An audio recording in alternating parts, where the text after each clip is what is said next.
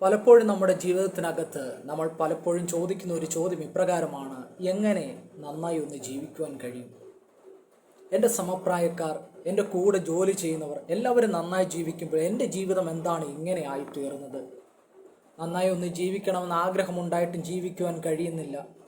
പലവിധമാകുന്ന പ്രയാസങ്ങൾ, കടഭാരങ്ങൾ, വേദനകൾ, ദുഃഖങ്ങൾ, നെടുവീർപ്പുകൾ, ഒന്നിനകത്തും ഒരു സ്വസ്ഥത ലഭിക്കുന്നില്ല. എന്നാൽ വചനം പറയുകയാണ്, നിങ്ങളുടെ സകല ചിന്താകുലങ്ങളും എൻ്റെ മേൽ ഇട്ടുകൊള്ളുവിൻ, ഞാൻ അതിനെ ചുമക്കാം. ഇതൊരു മാനുഷിക വാക്കുകളായി നാം കണക്കാക്കേണ്ടതില്ല. വിശുദ്ധ വേദപുസ്തകം വിളിച്ചു പറയുന്നത് അത് ദൈവിക വാക്കുകളാണ്, ദൈവിക ശ്വാസമാണ്. അപ്പോൾ ഈ വാക്കുകളിലേക്ക് നാം തിരിയുമ്പോൾ, ദൈവത്തിൻ്റെ സന്നിധിയിൽ നമ്മുടെ വിഷയങ്ങളെ പങ്കുവെക്കുമ്പോൾ ഒരിക്കലും ദൈവം ഉത്തരം തരാതിരിക്കുകയില്ല. ഒരുപക്ഷെ നാം വിചാരിക്കും, എന്തുകൊണ്ട് ഞാൻ ഇത്രയും നാൾ പ്രാർത്ഥിച്ചിട്ട് എനിക്ക് ഉത്തരം ലഭിക്കാത്തത്?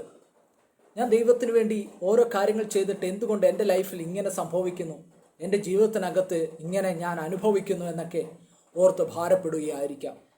എന്നാൽ നമുക്ക് മനസ്സിലാക്കേണ്ട ഒരു വസ്തുതയുണ്ട്.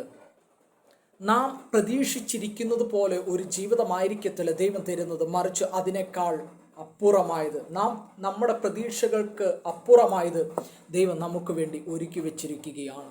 ഒരുപക്ഷെ അതിന് സമയമെടുക്കുമായിരിക്കും. ഒരുപക്ഷെ നാം അതിനുവേണ്ടി വെയിറ്റ് ചെയ്യുന്ന ടൈം കൂടുതലായിരിക്കാം. പക്ഷേ നാം എത്ര ടൈം വെയിറ്റ് ചെയ്യുന്നുവോ അതിനേക്കാൾ അപ്പുറത്ത് 10 മടങ്ങായിരിക്കും നമുക്ക് കിട്ടാൻ പോകുന്ന ഉത്തരം. ഒരുപക്ഷെ നമുക്ക് കേവലമാകുന്ന ഒരു വിടുതലിന് വേണ്ടി നാം ആഗ്രഹിച്ച് പ്രാർത്ഥിക്കുകയായിരിക്കാം. പക്ഷെ ദൈവം ആഗ്രഹിക്കുന്ന പുത്രൻ മഹത്വപ്പെടണമെന്നാണ്.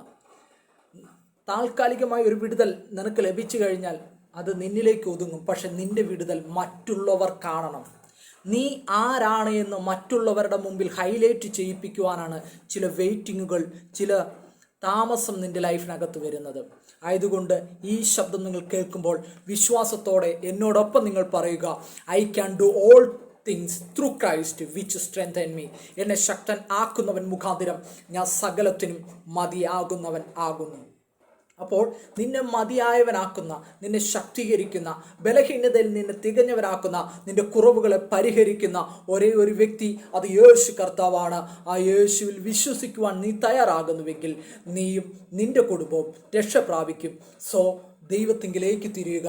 ദൈവിക മുഖപ്രസാദത്തിന് വേണ്ടി നീ തയ്യാറെടുക്കുക. അതിനായി നിന്റെ ജീവിതത്തെ വിട്ടുകൊടുക്കുക. ഈ വചനം നിന്റെ ജീവിതത്തിനകത്ത് വലിയ മാറ്റങ്ങൾ കൊണ്ടുവരട്ടെ എന്ന് ഞാൻ ഓർമ്മിപ്പിക്കുന്നു. ഞാൻ അതിനുവേണ്ടി ആഗ്രഹിക്കുന്നു.